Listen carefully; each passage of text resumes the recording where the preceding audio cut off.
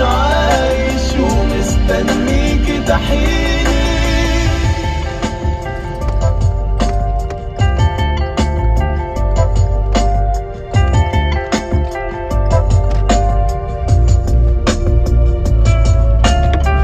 بحبك هقولها يا ريت قبل ما اكملها، تعالي في حضني ونقولها احنا الاتنين. وحشتيني وحشتيني سنين بعدك على عيني، ليالي كنت مش عايش ومستنيكي تحيني.